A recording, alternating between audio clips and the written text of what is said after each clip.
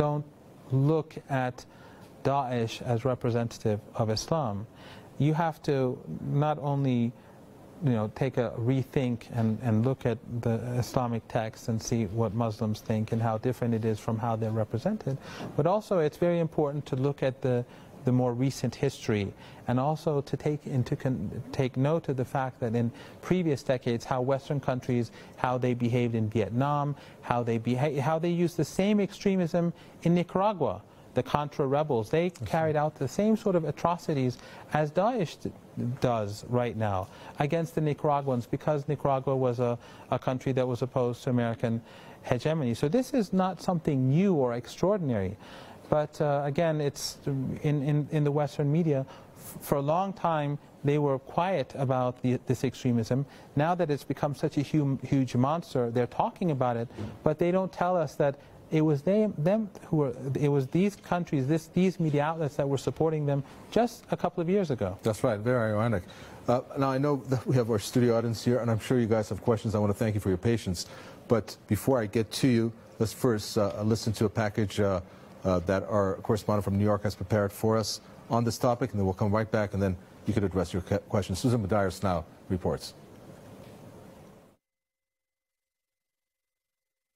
The leader of Iran's Islamic Revolution, Ayatollah Sayyid Ali Khamenei's letter asking Western youth not to judge Islam based on the Charlie Hebdo terror attacks went viral minutes after it was shared on his Twitter account, an official website.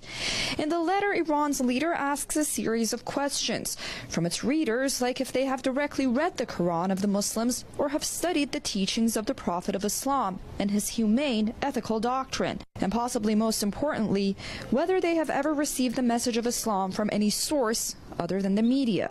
Unfortunately, a lot of people aren't educated on Islam, and they get the sound bites from the press, and they have a hell of a slant against Islam, and they tie these two idiots into Islam. Condemning terrorist groups like ISIS and Boko Haram, the leader ends his message on a hopeful note on how the future generations will write history if they have accurate information about global developments. The message, the interaction should be between Islam and the Western world, and there should be more of an understanding.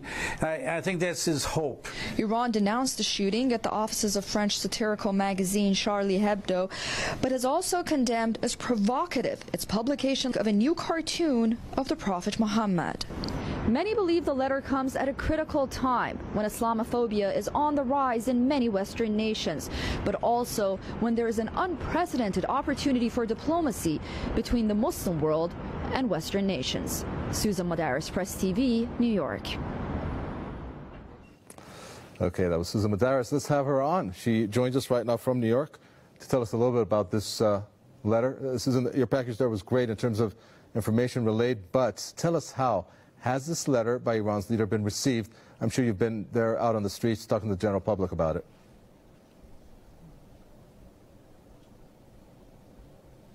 Yeah, it was really interesting. We talk about the significance of the timing of the letter when it came during the Charlie Hebdo attacks, and also what we're seeing with ISIS or ISIL and different Takfiri groups. But also it came at a time when there's a national dialogue here in the United States about racial bias and racial profiling, from Ferguson to here in New York to Ohio and elsewhere, Florida as well.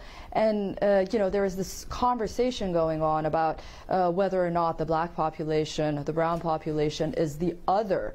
And I think this letter sort of touched home with a lot of those demonstrators out on the street, saying that, yes, we do have that sort of international issue that we're dealing with, but we're also dealing with the issue of being discriminated here at home as well. So it was a critical time for that letter. Obviously, those demonstrations, those protests are going on as well, but it really did, connect in a lot of ways with people who are struggling to find a voice here in the United States as well, not necessarily Muslims, but maybe African Americans or communities that are being marginalized, so to say. But there's a point of view here. I mean, we're talking about New York City. I live there. You're there right now.